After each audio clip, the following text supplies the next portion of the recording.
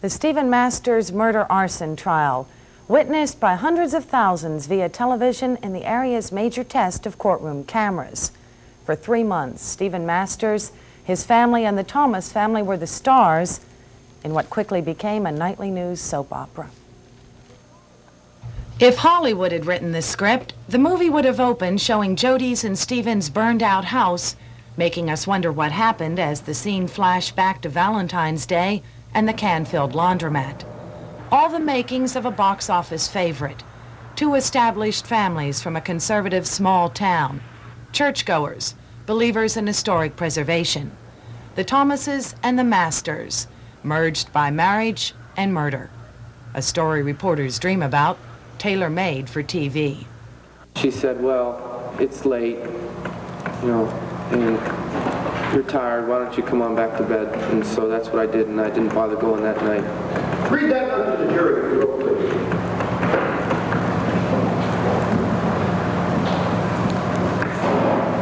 It says, to wife. Hubby went to Canfield to do the wash for. What was the word you were going to put against you? For my Valentine. I think the fact that a very lovely young girl and a handsome young man were involved, the death of Jody, she certainly was a very attractive young girl. The fact that they were married for just 5 months, I think there was just an awful lot of appeal from the individuals that played a part in the trial. So the elements were there. It was sensational to begin with. I would think so, yes. When we in the television media came into the courtroom with our cameras, did we make it more sensational? Well, yes, I think you accentuated the case quite a bit. I think that a lot of people in the Canfield and Boardman area started out being very interested in the case, but I think that the regular coverage by the various television channels began to attract the attention of a lot of people in Trumbull County and more remote areas who would not have been that interested or that concerned. Not only did the presence of TV cameras ensure a packed gallery in court and at home, the tight squeeze on the press bench made competition so intense, a reporter from the Boardman News put his own name in headlines. As the surprise opening witness for the defense, John Darnell claimed he went looking for an exclusive story at the defendant's house and found notes in Stephen's handwriting that police purportedly overlooked.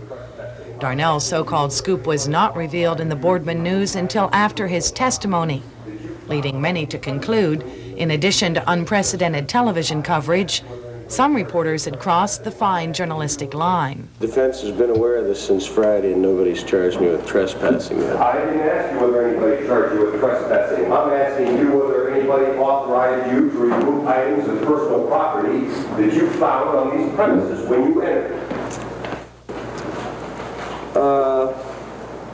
I guess you could say no. Yes, I guess That's you could. the answer you're looking for. Was the news reported accurately, fairly? I'm satisfied that it was very accurate, but I don't know that it was very balanced. It seemed to me that when points were made for the prosecution, they simply didn't have any impact upon the news media, and they just didn't appear to go unreported. Cross-examination of a whole series of prosecution witnesses tends to be more dramatic than possibly the theory of stratification coming from the fire officials. It's difficult to determine what is newsworthy, and I think that many people were surprised that a guilty verdict came in, because I think that the more sensational aspects of the trial came from the defense. Although the Boardman Police Department haven't made any mistakes at all. Maybe they took a lesson from the Nixon administration. Lost tapes tell no tales. And Mr. Gilmartin yesterday, as I understand it, said that if he had to rate the Boardman Police and Fire Department on a scale of 1 to 10, he'd rate them a 9. Thank God we agree on something, Vince, so will I. But remember, the Steelers are number 1. That's exactly where I'd rate them, number 9, right at the bottom. If the focus of television on dynamic defender Don Hanni helped the defendant in the public's eye, then it was assistance Hanni would rather have foregone. Before testimony began, Hanai argued passionately for the removal of television cameras or a ruling requiring the use of all testimony. Hanai believes the medium is half the message. Like the 40-second excerpt and close-up shots of the defendant's face, some see callous indifference where others perceive resolve. Let's say that it's possible that he didn't have a fair trial as a result of the publicity. I'll be perfectly frank with you. I was rarely conscious of the fact that the press was there.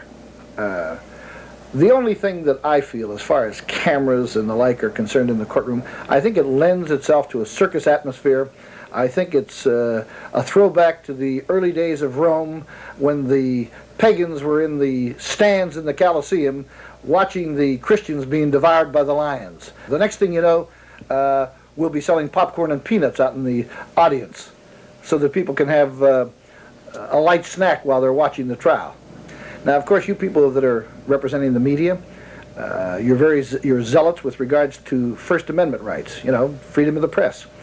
But again, if you were to find yourself a defendant in a lawsuit, then I merely make this inquiry of myself whether or not you'd be as zealous about First Amendment rights as opposed to Sixth Amendment rights under conditions such as those. Just like I said, Mr. Gilmartin, I had been out of shells, we had been planning on going, and I just decided to purchase them that day. It had been slipping my mind, and it just came to my mind after I found that gift certificate, and I just decided I was going to purchase them, so I'd have them for the next time that we'd go. This Honorable Court of Common Pleas is not pursuant to adjournment. Honorable Forsyth Cavalier presiding. Be seated. Ladies and gentlemen, the jury finds the defendant guilty, signed by 12 members of the jury. Ladies and gentlemen, is this your verdict? Yes. In the aggravated arson case, the jury finds the defendant guilty. Ladies and gentlemen, is this your verdict? Like the climax of a movie scripted for the nightly news, television viewers and hundreds of spectators watched as Stephen Masters left the courthouse in handcuffs. It was a dramatic media event, not to be upstaged by the final scene on the home screen. Stephen Masters in appeals court, minus his three-piece suit.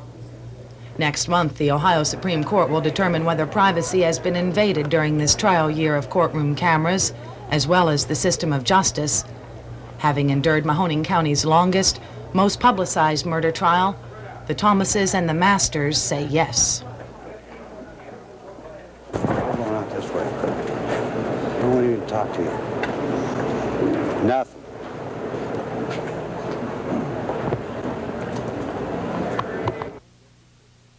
Journal will continue.